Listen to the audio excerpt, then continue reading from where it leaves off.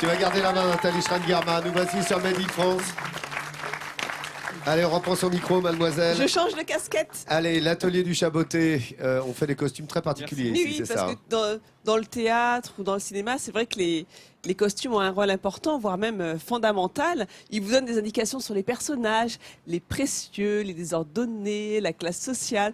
Mais dès qu'il s'agit de costumes d'époque, alors là, pas de place à l'improvisation, c'est beaucoup plus difficile. Et ici au Puy-en-Velay, il y a un atelier qui fabrique des costumes pour les musées nationaux et pour les théâtres depuis 30 ans.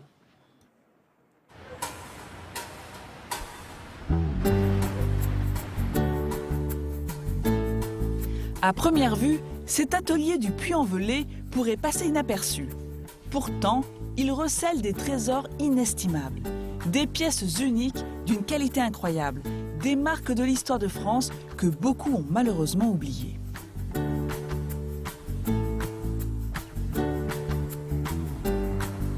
Les maîtres des lieux, ce sont eux, Pascal et Stéphane.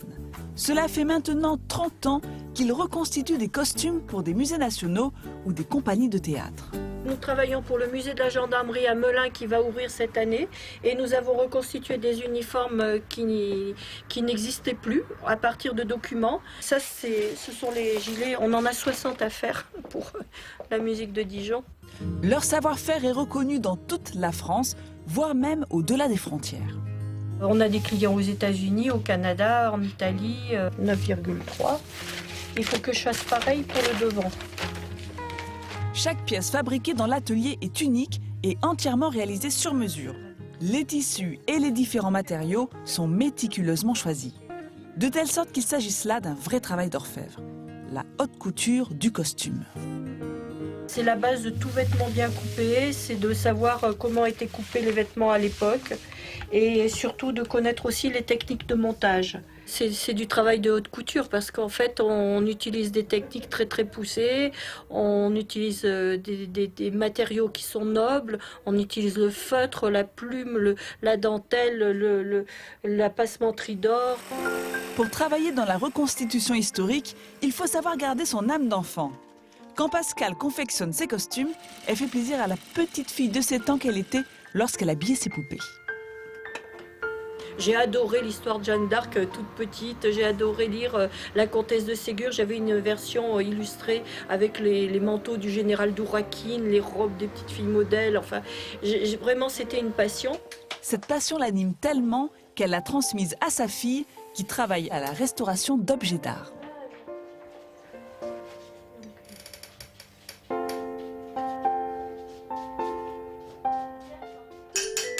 Et dans la famille Réchy, il y a aussi le père. Stéphane est un féru d'histoire. Il faut dire que la reconstitution historique ne laisse pas de place à l'improvisation. Leur mission est de retranscrire fidèlement la réalité. Alors la première étape dans la confection de costumes d'époque, c'est la documentation. Il y a évidemment les pièces d'origine qui sont dans les musées, sur lesquelles on a fait des relevés. Et puis après, il y a tout le travail des historiens, qui eux-mêmes ont pris des pièces d'origine ou des gravures ou des tableaux et qui ont travaillé sur le sujet.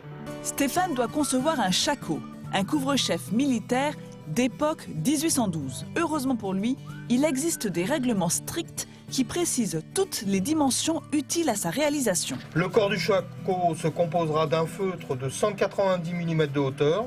Il sera couvert par une calotte de cuir de vache cirée très fort d'un diamètre de 240 mm, rabattu sur le feutre à une hauteur de 40 mm.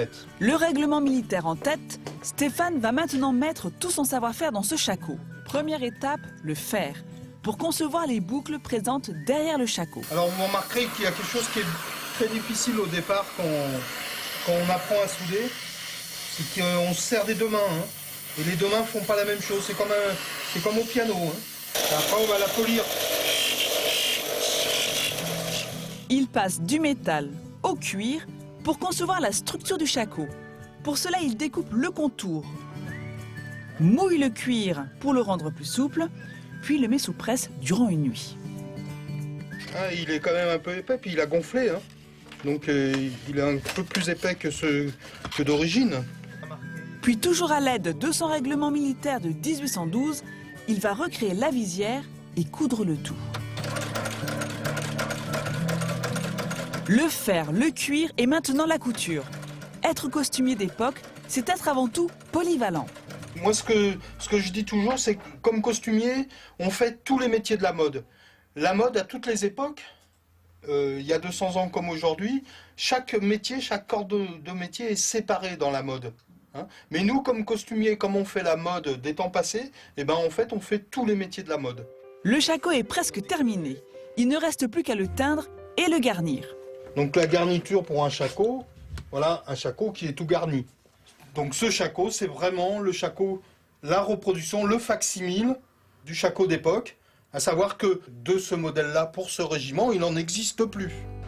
Un autre passionné de costumes qui va en faire son métier, c'est Arthur. Il est venu donner un coup de main à Pascal et Stéphane pour faire les essayages. Il a la même carrure que les mannequins du futur musée de la gendarmerie de Melun. C'est beau hein, dans cet uniforme. Merci. Et là encore, pour habiller Arthur, Pascal se réfère à un règlement militaire, celui de 1772. Mais rien n'y est précisé quant au port des gants. Faut-il les rentrer dans la manche ou les sortir? Il y a débat. Ouais, je sais pas, attends, s'il faut le mettre comme ça ou le mettre par... Attends, on va chercher.